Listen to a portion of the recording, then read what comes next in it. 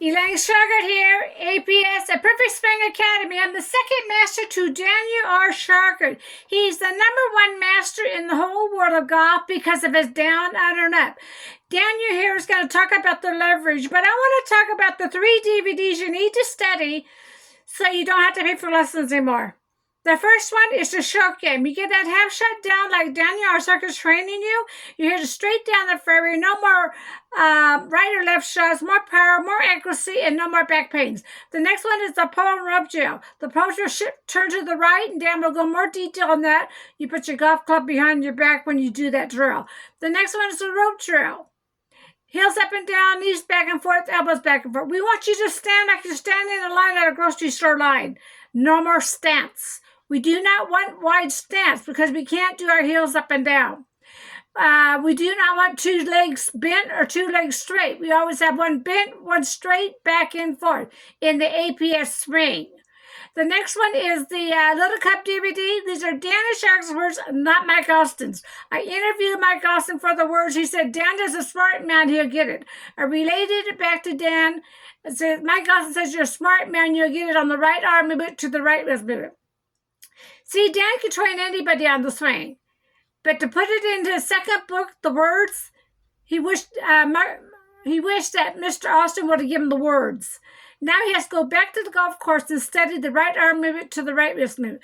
Took him several months and came back to me. Elaine says, I know how to put it in words for students can understand. When he realized how to put it in words, that's when he became the #1 master in the whole world of golf.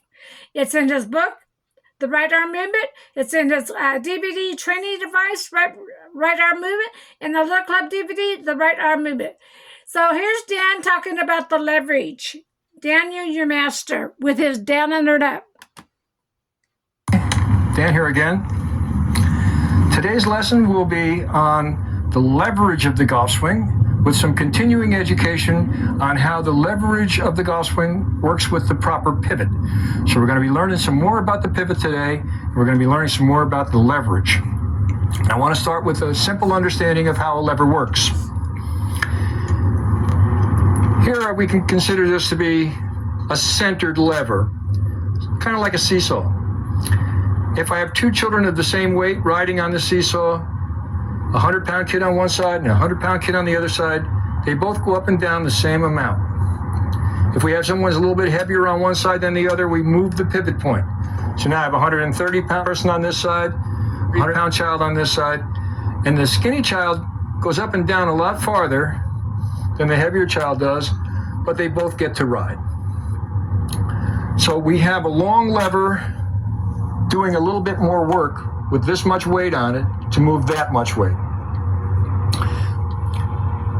This means that with a simple lever, if I push down 10 pounds of pressure for 6 inches, then 10 pounds of weight on the other side would go up for 6 inches.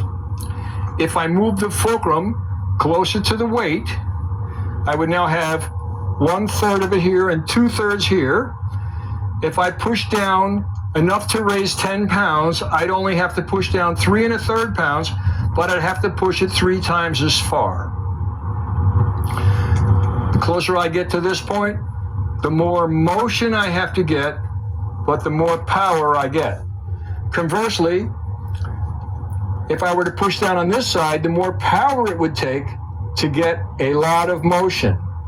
And in this golf swing, we're going to learn how to use many different kinds of levers so that we can produce power with a lot of motion and motion with a bit of power. And we're going to combine these things. I'm going to teach you a lot about how to hit the ball powerfully and accurately. This is a simple lever because it's only one lever with one fulcrum. If I had a second lever and a second fulcrum, then by pushing up on that end of the lever, assuming my fulcrum's over here, by pushing up on that end of the lever, I have a compound lever. I have 2 levers moving to produce motion at the end of the second lever. Generally, a motion like that would require a lot of motion on this end to produce a lot of power on that end. This is a compound lever. It's very important.